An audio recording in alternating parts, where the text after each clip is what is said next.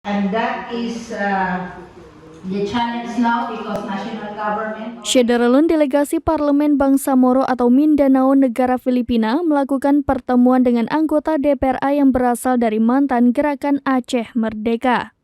Pertemuan berlangsung di ruang rapat Badan Anggaran DPRA di Banda Aceh pada Kamis 6 Juli 2023 yang dihadiri beberapa anggota DPRA, yaitu Azhar Abdurrahman dari Partai Aceh, Muhammad Reza Falevi Kirani dari PNA, Muslim Syahbudin dari Partai Sira, Tarmizi Panyang dari Partai Aceh, dan Irfan Nusir dari PAN, serta Sekwan Suhaimi.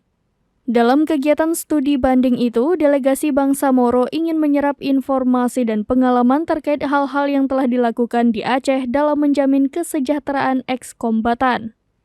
Saat ini Parlemen Bangsa Moro sedang membentuk rancangan Undang-Undang Parlemen BTA nomor 44, sebuah undang-undang yang membentuk Kantor Urusan Mujahidin atau Mujahidat Veteran Bangsa Moro.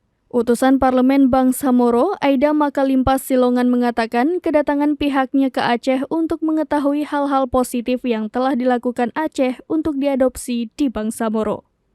Dari Banda Aceh, Henry, serambinews.com.